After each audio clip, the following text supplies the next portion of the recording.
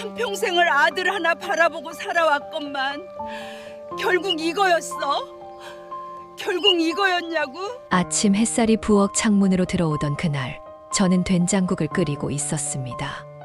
콩나물 다듬는 손길이 예전만큼 빠르지 않아도 가족들 밥상 차리는 일만큼은 놓지 않으려 했지요. 그때였어요. 거실에서 며느리의 날카로운 목소리가 들려왔습니다. 치매 걸린 노인네 하나 있으면 우리 인생 끝나는 거 몰라? 인생 끝장이야. 매일 똑같은 질문하고 밥 먹었는지도 모르고 우리가 무슨 간병이냐? 요양원이든 어디든 보내야 해. 가슴이 무너져 내리는 것 같았습니다. 떨리는 손으로 국자를 놓았지요. 아들의 목소리가 작게 들렸어요. 그래도 엄마인데 조금만 더. 조금? 벌써 3년째야. 당신도 매일 엄마 때문에 못 살겠다고 했잖아. 아니면 당신이 회사 그만두고 엄마 모실래? 침묵이 흘렀습니다. 아들의 침묵이 며느리의 말에 동의하는 소리보다 더 아프더군요.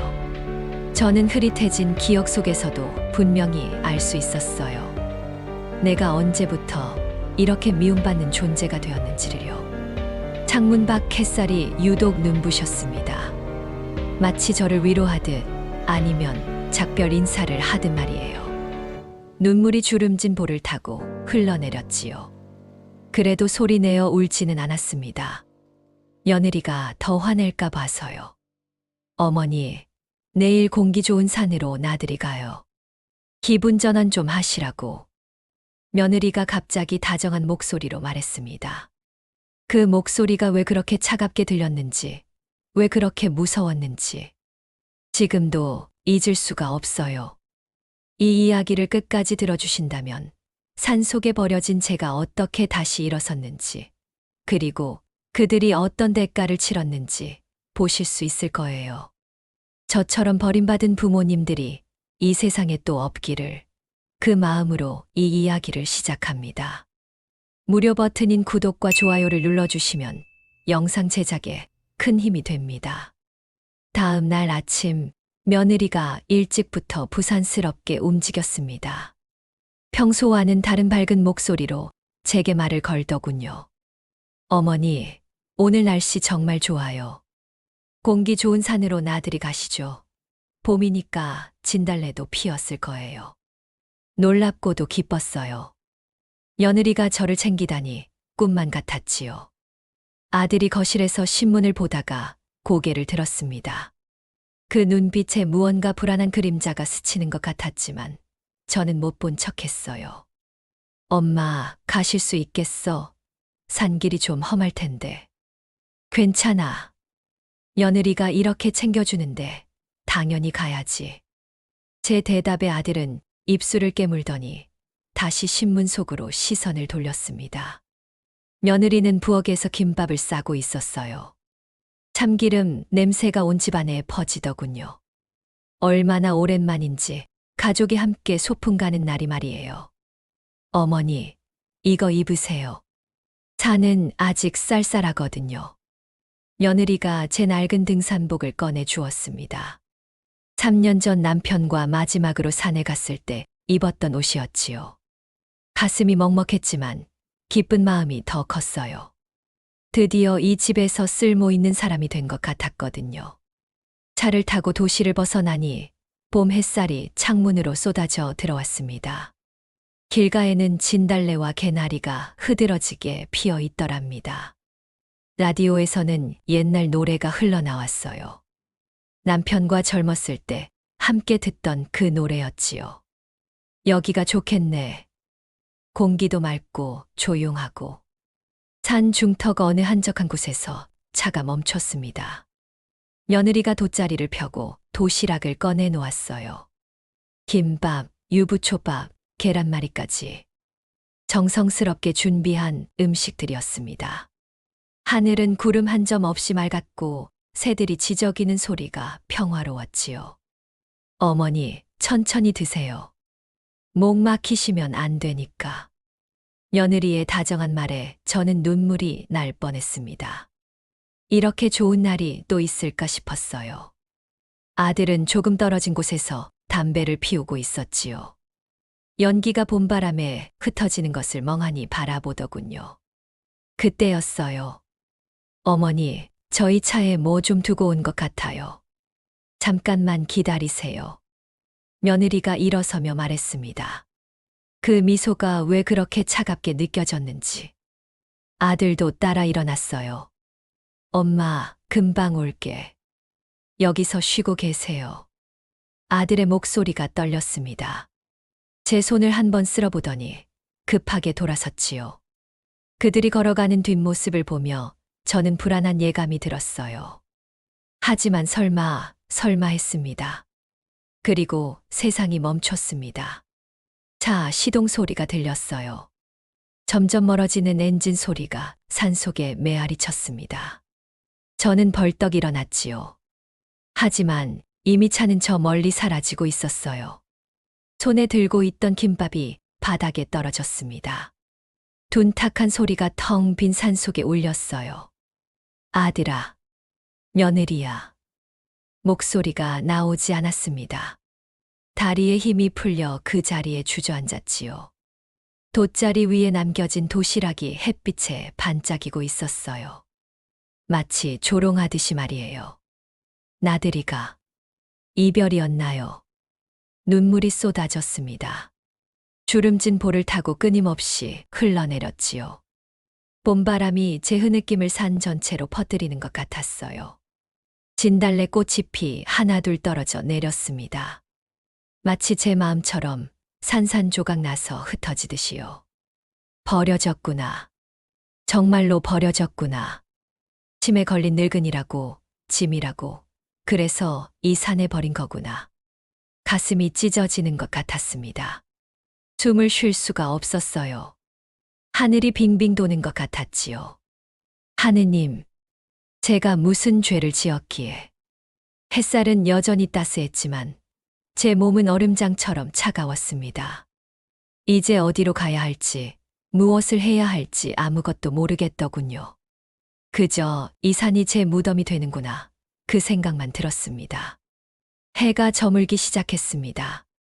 산 그림자가 길게 드리워지더니 어느새 어둠이 저를 삼켜버렸지요.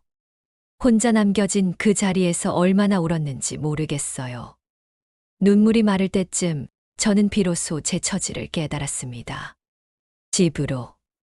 집으로 가야 해. 떨리는 다리로 일어섰어요. 하지만 어디가 어딘지 알 수가 없었습니다. 나무들이 모두 똑같아 보였고 길이라고는 보이지 않았지요. 발걸음을 옮길 때마다 마른 낙엽이 바스락거렸어요. 그 소리가 제 심장을 더욱 조여왔습니다. 어둠이 짙어질수록 두려움은 커졌어요.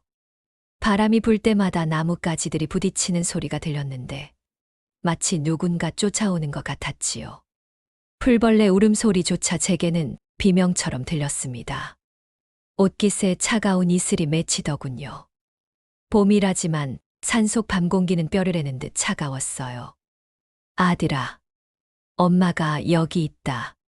엄마를 데리러 와. 목이 메어 제대로 소리도 나오지 않았습니다. 그래도 계속 불렀어요. 혹시나 하는 마음으로 말이지요.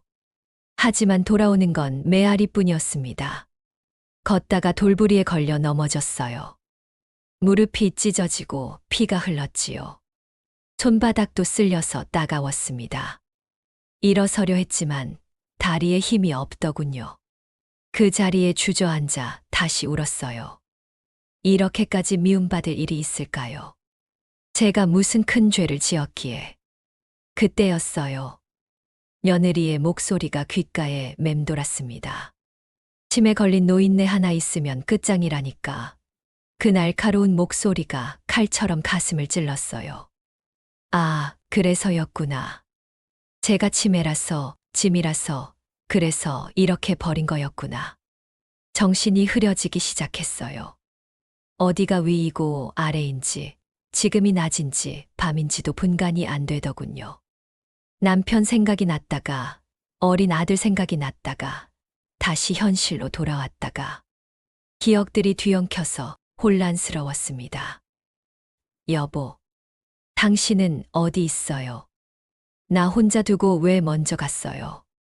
희미한 달빛 아래 서리가 내리는 게 보였어요. 풀잎마다 하얗게 얼어붙고 있었지요. 제 발끝도 감각이 없어졌습니다. 추위가 온몸을 파고들더랍니다. 숨을 쉴 때마다 하얀 입김이 나왔어요. 더는 걸을 수가 없었습니다. 큰 바위에 기대 앉아 하늘을 올려다봤지요. 별들이 차갑게 빛나고 있었어요. 저 별들도 저를 내려다보며 비웃는 것 같았습니다. 버려진 늙은이를 조롱하듯이 말이에요. 하느님, 간신히 입을 열었습니다. 목소리는 이미 쉬어 있었어요. 하느님, 왜 저를 이렇게까지 버리십니까? 자식에게 버림받는 것도 모자라 이 차가운 산속에서 죽어가야 합니까? 발끝이 얼고 하늘이 내려앉는 것 같습니다. 이제는 여기가 제 무덤이겠지요. 눈물마저 얼어붙는 것 같았어요. 추위인지 슬픔인지 온몸이 떨렸습니다. 숨이 가빠지더니 가슴이 조여왔지요. 심장이 불규칙하게 뛰었어요. 이대로 죽는구나, 아무도 모르게 이 산속에서 죽는구나 싶었습니다. 바위에 기댄 채로 눈을 감았어요. 더는 버틸 힘이 없었지요. 의식이 점점 흐려졌습니다. 차가운 바람이 제 주름진 얼굴을 스쳤어요. 마지막 순간 제 입에서 나온 말은 이거였습니다. 미안해. 엄마가 미안해. 침에 걸려서, 찜이 되어서. 그렇게 어둠 속으로 가라앉았어요. 죽음이 제 앞에 와 있었지요. 이상하게도 무섭지 않았습니다. 오히려 편안했어요. 더는 미움받지 않아도 되니까, 더는 짐이 되지 않아도 되니까요. 풀벌레 소리가 점점 멀어졌습니다. 바람 소리도 나무십 소리도 모두 사라져갔어요. 고요함 속에서 저는 마지막 숨을 고르고 있었지요. 이제 정말 끝이구나. 이렇게 끝나는구나. 차가운 바위에 기댄 채 의식을 잃었던 저는 어느 순간 무언가 따뜻한 것을 느꼈습니다. 꿈인지 현실인지 알 수 없는 그 경계에서 누군가 제 이름을 부르는 소리가 들렸지요. 할멈, 할멈. 처음엔 바람 소리인 줄 알았어요. 아니면 죽음이 제게 속삭이는 소리라고 생각했습니다. 하지만 그 목소리는 점점 선명해졌어요. 너무나 익숙한, 그리운 그 목소리였지요. 여보, 여보, 당신이야? 떨리는 입술로 겨우 물었습니다. 달빛이 구름 사이로 비치더니 제 주위가 희미하게 밝아졌어요. 그리고 그 빛 속에서 믿을 수 없는 일이 일어났습니다. 남편의 모습이 어렴풋이 보이기 시작한 거예요. 할멈, 내가 당신 손을 잡지 못하고 먼저 가버린 죄로 지금도 이 산을 떠돌고 있어. 남편의 목소리가 애절하게 울렸습니다. 눈물이 저절로 흘러내렸지요. 그가 계속 말했어요. 당신이 쓰러질 때마다 내 영혼은 1000번을 울었어. 며느리가 당신을 버리는 것도 봤고 아들이 등 돌리는 것도 봤어. 하지만 오늘만은 내가 당신 손을 잡고 세상으로 데려가리다. 심장이 미친 듯이 뛰었습니다. 희망이라고는 없던 가슴에 작은 불씨가 타오르기 시작했지요. 손을 뻗어 허공을 더듬었어요. 그러자 정말로 따뜻한 무언가가 제 손을 잡아주더군요. 여보, 아직도 나와 함께 있었군요. 흐느끼며 말했습니다. 3년 전 돌아가신 남편이 아직도 제 곁을 지키고 있었다니, 버려진 저를 홀로 두지 않았다니 말이에요. 그때였어요. 며느리의 차가운 목소리가 갑자기 떠올랐습니다. 그깟 침에 노인 하나가 뭘 안다고. 정신도 없으면서. 그 기억에 몸이 다시 움츠러들었지요. 하지만 남편의 목소리가 더 크게 들렸어요. 할멈, 그런 말에 상처받지 마시오. 당신은 내게 세상 전부였어. 지금도 그렇고 앞으로도 그럴 거예요. 바람이 갑자기 따뜻해졌습니다. 차가웠던 공기가 봄날의 온기로 바뀌더군요. 철이 내렸던 풀잎에서 이슬이 떨어지는 소리가 들렸어요. 마치 자연이 저를 위로하는 것 같았습니다. 어둠뿐이던 산속에 희미한 길이 보이기 시작했어요. 달빛이 비추는 곳마다 길이 나타났지요. 남편이 제 손을 이끌듯 앞으로 인도했습니다. 이 길을 따라가시오. 저 아래에 마을이 있을 거예요. 거기서 도움을 받을 수 있어. 하지만 여보, 당신은 어떻게 되는 거예요? 또 혼자 남는 거예요? 제 물음에 남편은 부드럽게 웃는 것 같았어요. 그 웃음소리가 바람결에 실려왔지요. 난 항상 당신 곁에 있어. 당신이 웃을 때도 울 때도 언제나 함께 있을 거예요. 그러니 무서워하지 마시오. 이제 가서 세상에 알리시오. 당신이 겪은 일을. 그리고 항상 내가 당신 곁에 있으니까 당당해야 해. 희망이 온몸에 퍼졌습니다. 죽음의 문턱에서 다시 돌아온 것 같았어요. 떨리던 다리에 힘이 생겨났어요. 일어설 수 있었지요. 비틀거리면서도 한 걸음 내디뎠습니다. 여보, 고마워요. 정말 고마워요.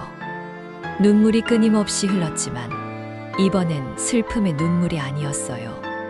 감사와 희망의 눈물이었습니다. 죽은 줄 알았던 그가 여전히 내 곁에 있었어요.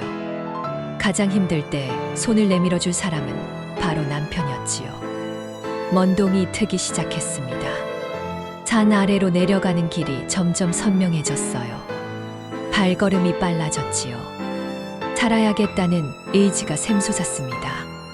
단지 살기 위해서가 아니라 진실을 알리기 위해서요. 며느리야, 아들아, 너희가 나를 버렸지만 난 살아 돌아갈 거다. 그리고 세상 사람들에게 알릴 거야. 너희가 한 일을. 새벽 공기가 제 폐를 가득 채웠습니다.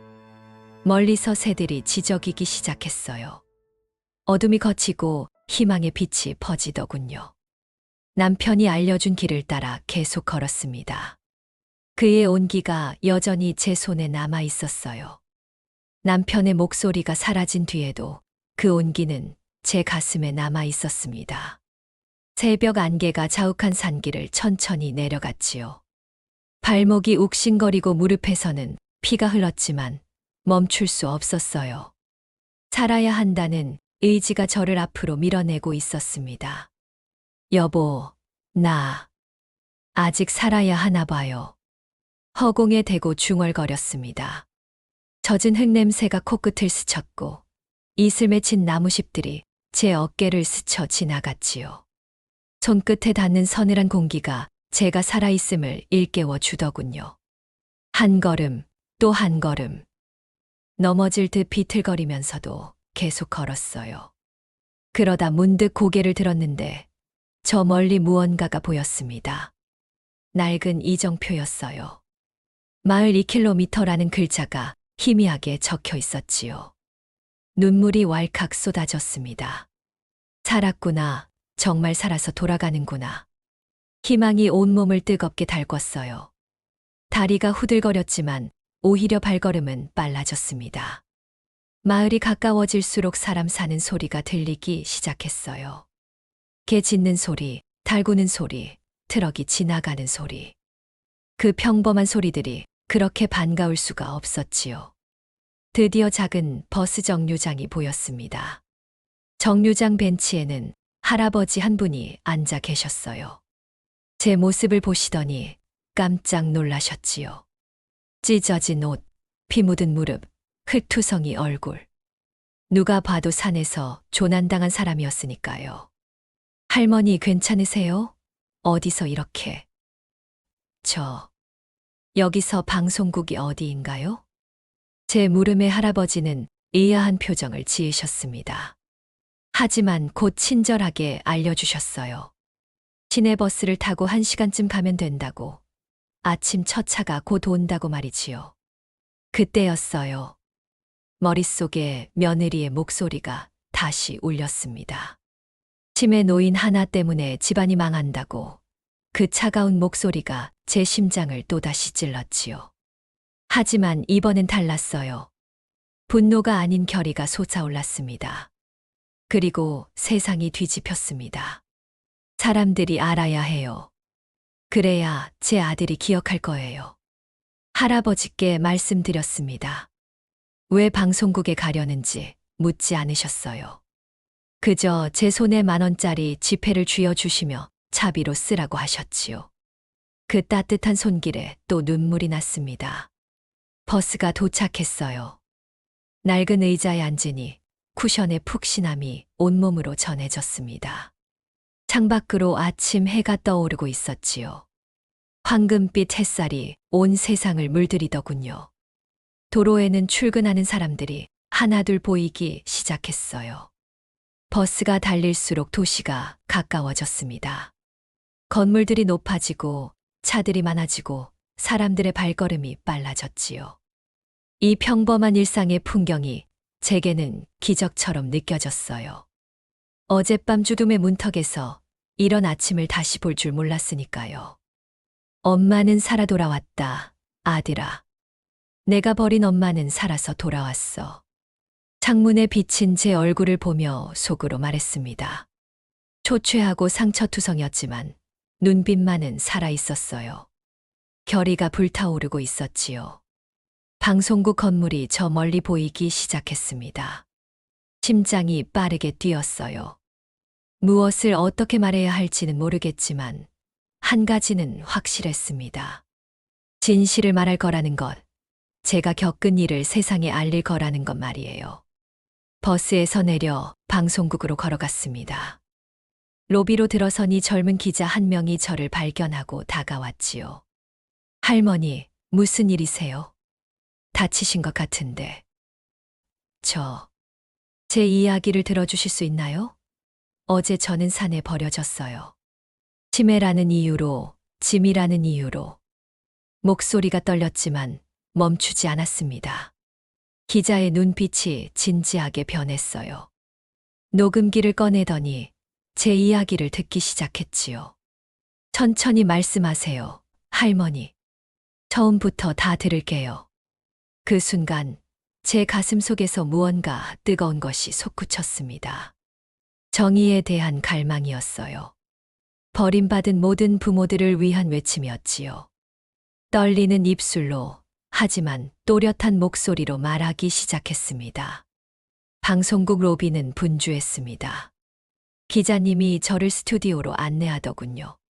형광등 불빛이 눈부시게 밝았고 카메라 렌즈가 저를 향해 있었어요. 마이크를 건네받았을 때 차가운 금속의 촉감이 손바닥으로 전해졌습니다. 할머니, 무슨 일로 이렇게 다치신 채 오셨습니까? 앵커의 따뜻한 목소리가 들렸어요. 떨리는 입술을 간신히 열었습니다. 산에 버려졌어요. 제 아들과 며느리에게요.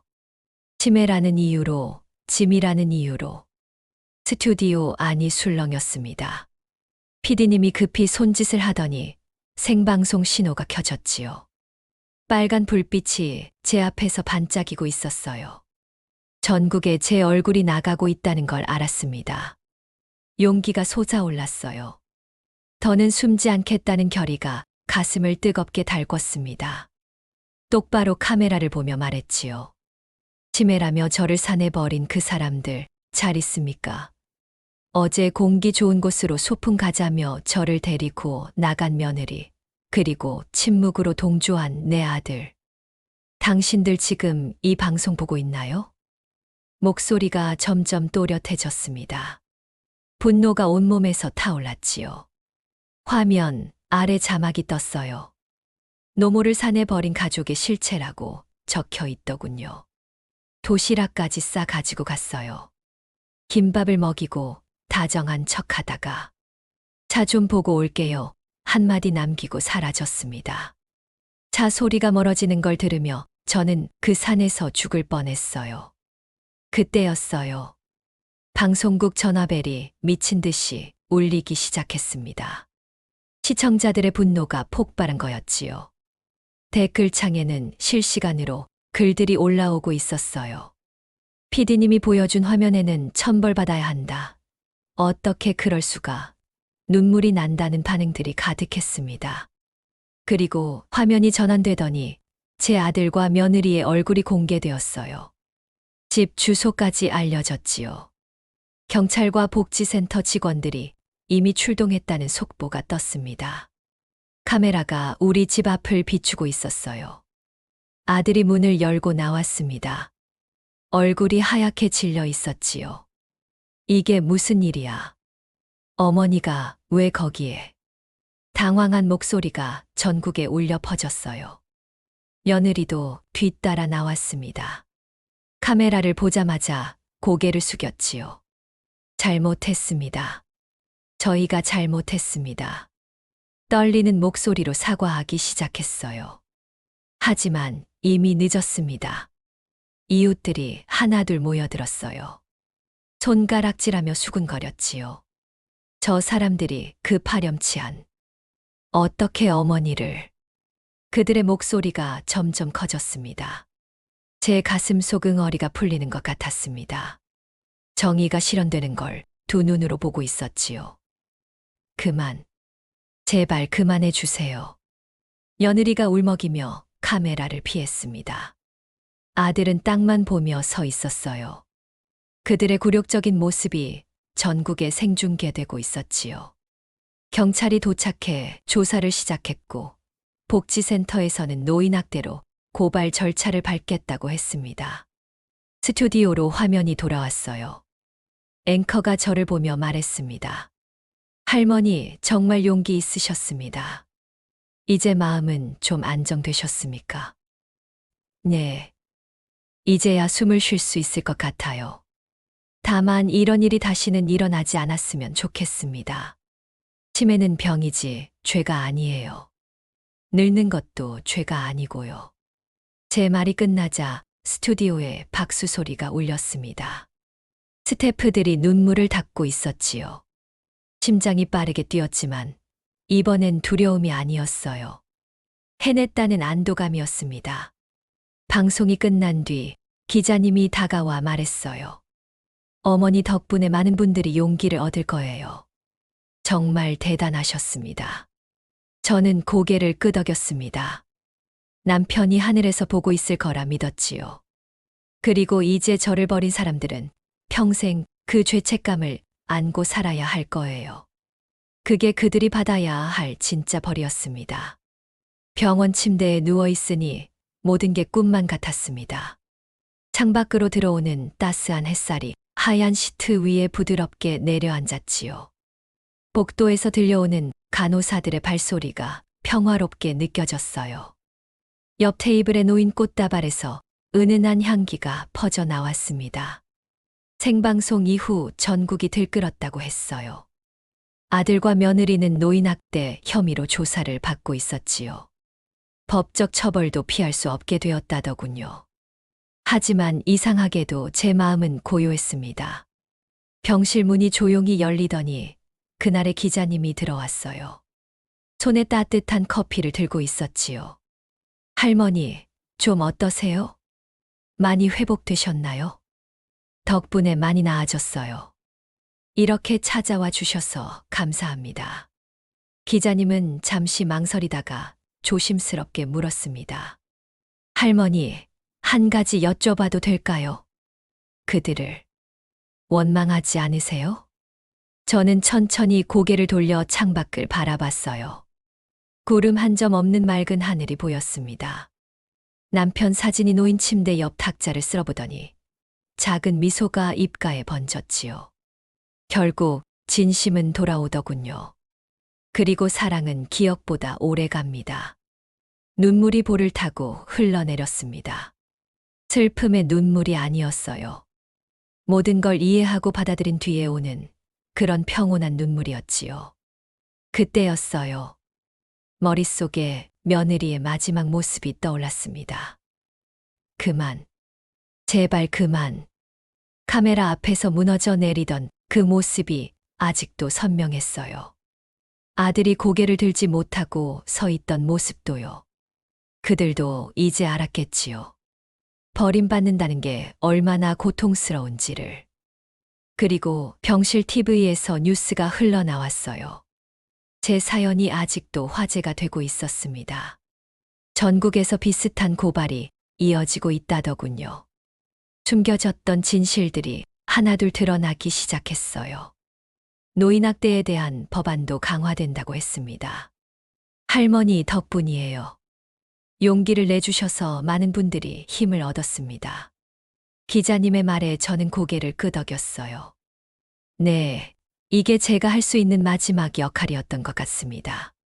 버려진 부모들의 목소리가 되는 것, 침묵하지 않고 진실을 말하는 것 말이에요.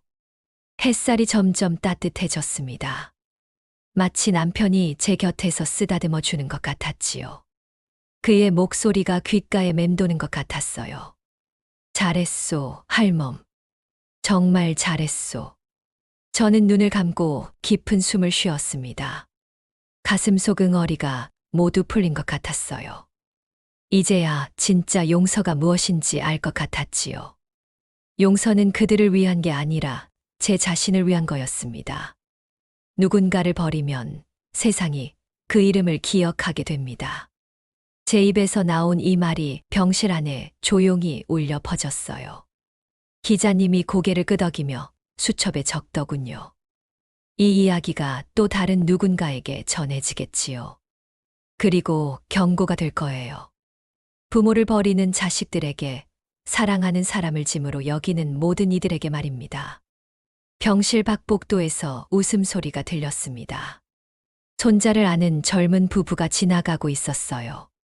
그 모습을 보니 문득 생각났지요. 모든 자식은 언젠가 부모가 되고 모든 부모는 언젠가 노인이 된다는 것을요. 기자님이 일어서며 말했습니다. 할머니, 이 이야기 꼭 많은 분들께 전하겠습니다. 그리고 무료 버튼인 구독과 좋아요를 눌러주시면 다음 응징을 놓치지 않으실 거예요. 정의는 계속되어야 하니까요. 저는 미소 지으며 고개를 끄덕였습니다. 네, 정의는 계속되어야 합니다. 버려진 모든 부모들이 목소리를 낼 수 있을 때까지, 이런 비극이 더는 일어나지 않을 때까지 말이에요. 창밖에 해가 서서히 기울고 있었어요. 하지만 내일은 또 해가 뜰 거예요. 그리고 저는 살아 있습니다. 버려졌지만 살아남았고 굴복하지 않았으며 진실을 말했지요. 그것만으로도 충분했습니다. 본 영상은 창작 드라마입니다. 등장인물과 단체명은 모두 허구이며 실제와 무관합니다.